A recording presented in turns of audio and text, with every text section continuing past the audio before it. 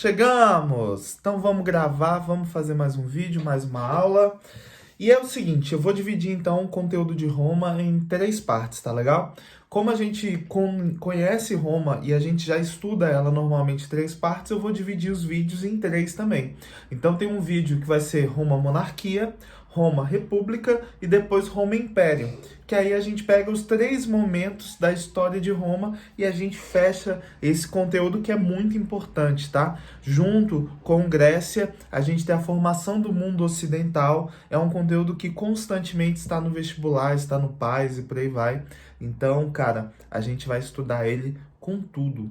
Fechadaço? Então, como eu disse, o primeiro momento nosso aqui vai ser sobre Roma monárquica, né? Monárquica, ou monarquia, a gente sabe que eu já estou falando do quê? Estou falando de um rei, tá legal?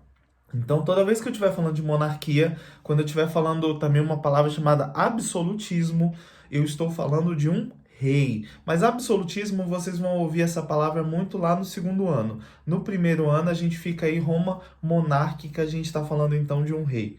Fechado? Roma monárquica, ela se inicia na história em 753 a.C. e ela vai meio que acaba esse período em 509 a.C., tá legal? Como que ela surge, né? A gente sabe que naquela região ali da Europa, na Península Itálica, que é ali a bota da Itália, você teve a chegada dos povos indo-europeus, que eram formados por latinos e etruscos. Esses povos indo-europeus, eles estavam lá percorrendo esse território de maneira quase que nômade. E aí eles param ali, verificam uma situação, uma sociedade, um local, e eles falam, não, a gente pode se sedentarizar ali. Essa sedentarização desses povos indo-europeus na região da Península Itálica vai formar, então, o início ali do Império Romano, da Roma monárquica, na verdade. Não Império, porque Império vai ser no final.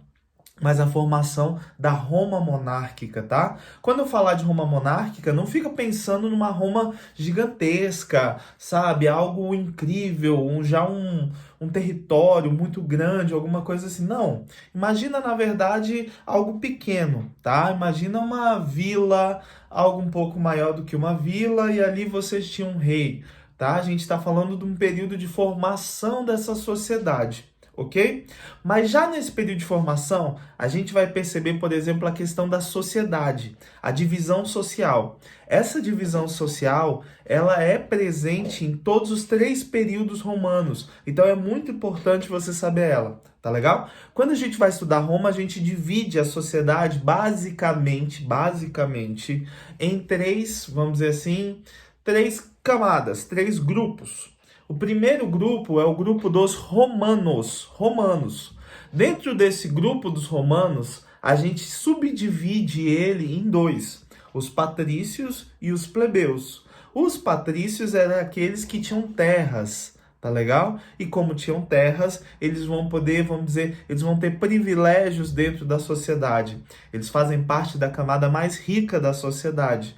Então, os patrícios são essa galerinha aí, que tem terras, camada mais rica da sociedade. Romano significa que são filhos nascidos ali em Roma, tá bom? Então, esse grupinho é o patrício, ok? O segundo grupo, subgrupo dentro dos romanos, que romanos nós temos patrícios e romanos nós temos os plebeus.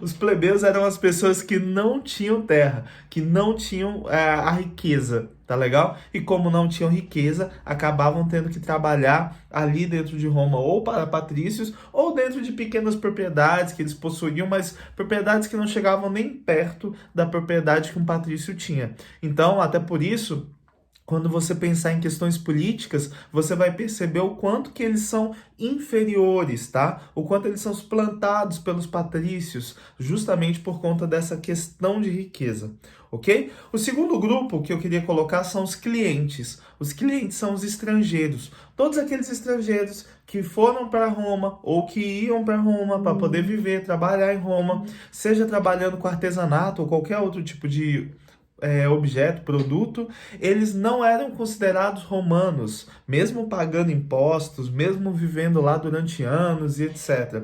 Eles eram considerados clientes. Clientes por quê? Porque normalmente eles trabalhavam para os patrícios. É até daí que surge aquela ideia de clientela, né? O cliente é aquele que vai sempre dentro do seu estabelecimento para poder comprar ou adquirir um produto. No caso, o cliente estrangeiro era aquele que sempre estava trabalhando para um patrício, tá bom? Dentro daquela ideia de estrutura social.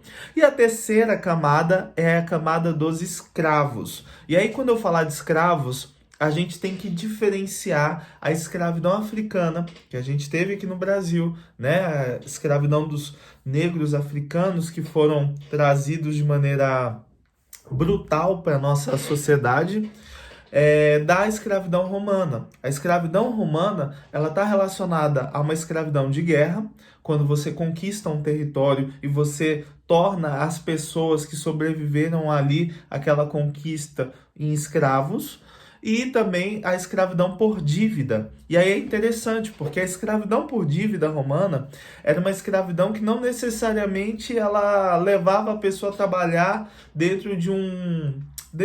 uma posição, vamos dizer assim, social muito inferior, ou trabalhar de maneira braçal. A gente sempre imagina o escravo trabalhando na agricultura, né? Ou trabalhando com algo relacionado à força, a trabalho braçal. No caso, um escravo de dívida, ele podia trabalhar até como administrador da economia do patrício romano.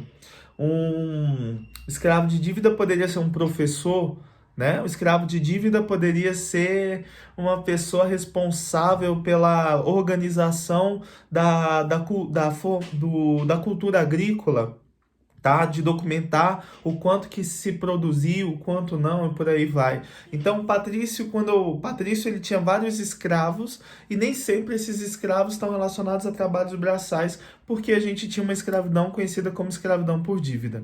Até aí, beleza? Então, ok. Quando a gente for falar da formação de Roma, você sempre tem que lembrar da história de Rômulo e Remo.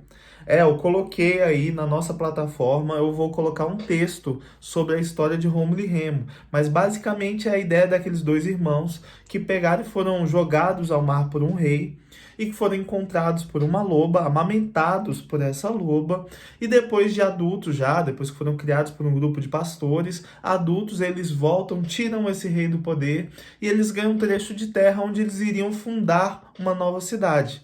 Nessa fundação dessa nova cidade, Rômulo e Remo se estranham, brigam um com o outro, e Rômulo acaba matando Remo. E aí a gente tem a formação da cidade de Roma. Aí vem aquela história, né, cara? E aí no texto que eu vou colocar tá muito mais detalhado. A questão do mito. O mito, ele é o quê? Ele é uma verdade que pode ser aumentada, ou ele é uma mentira total. Se você pegar o primeiro rei de Roma, que aí ficava alternando entre latinos e etruscos, né? O primeiro rei de Roma se chamava Rômulo.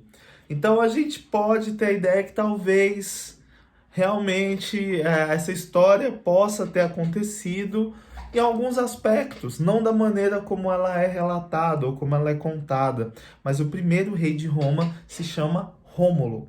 Fechadaço? Ok, então até aí? Então beleza, cara.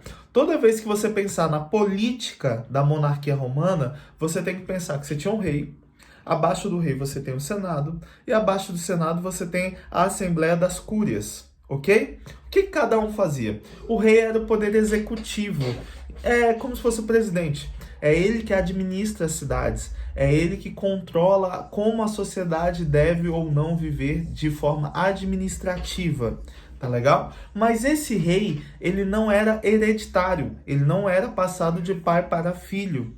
Então a gente não tem dinastias. Esse rei ele era escolhido pela instituição que eu considero a instituição mais importante de Roma, porque ela vai estar presente na história romana e ela é muito importante, que é o Senado Romano. O Senado Romano era lá que eles escreviam as leis, né? E é lá que eles escolhiam quem seria o rei. Então, a escolha do rei era por voto dentro do Senado. E o Senado romano ele vai ter um poder muito grande, até com leis sobre o próprio rei. Então, você vê a importância do Senado romano. Esse Senado romano, quem fazia parte dele? Patrícios? Plebeus estavam lá? De maneira nenhuma. Tá legal? Nesse primeiro momento, de maneira nenhuma. Tá legal? E aí vai. Abaixo você tem então a Assembleia das Cúrias. Que a Assembleia das Cúrias era, na verdade, uma camada, vamos dizer, de patrícios que não tinham participado ou não entravam dentro do Senado e que acabavam entrando dentro da Assembleia da Cúria, que era onde se fazia a votação para aprovar as leis do Senado romano. Ponto. Tá legal? Basicamente é isso. Quais são os reis? É importante eu saber. A gente tem em Roma 7 reis. E aí eu vou lembrar você, no meu site, profeduardo.com, você tem lá um slide sobre Roma, contando tudo sobre isso. E aí vai, junta o slide, junta a explicação, junta o conteúdo do seu livro, junta até outros vídeos. É legal, não deixa de ver isso não. É bacana, absorve o máximo possível, você vai ter um bom conteúdo de estudo. Tá legal? E aí para fechar, né? Quais foram os reis que a gente teve em Roma? A gente teve 7 reis, entre latinos e etruscos, né? O primeiro rei, como eu disse, foi o Rômulo, e o último rei foi Tarquino. Tarquino o Soberbo. O nome já fala, soberbo, aquele que quis suplantar o Senado. E aí, na hora que ele quis suplantar o Senado, que ele quis acabar com o poder do Senado, esse Senado vai se revoltar contra ele, vai retirá-lo do poder, colocando e instituindo o que eu acabei de falar, que vai ser o nosso próximo vídeo, que vai ser sobre República Romana. Então, quando Tarquino Soberbo tenta acabar com o Senado para tomar o poder, o Senado pega e reage retirando ele de lá e instituindo aí a República Romana. Fechado? Podemos encerrar por hoje? Tem uma fofoca do Tarquino Soberbo. Vou chegar mais pertinho aqui. Diz que essa história do Tarquino Soberbo aí e tal, dele tentar suplantar o Senado, também teve um caso, né? Que ele queria ter relações com uma mulher. Eu tenho o nome dela aqui, a Lucrécia. A Lucrécia, que era a esposa de um senador. E ele fez uma proposta indecorosa para ela e tal. E ela, né, jamais querendo trair o seu marido e sabendo que aquilo era uma atitude extremamente errada, ela pega e acaba se matando. Quando ela se mata, Tarquino então foge e aí o Senado romano o retira do poder. Essa é a fofoquinha, tá legal? Então, fechado então. Por hoje é só. A gente se encontra no nosso próximo vídeo sobre República Romana, ok? Até mais. Tchau!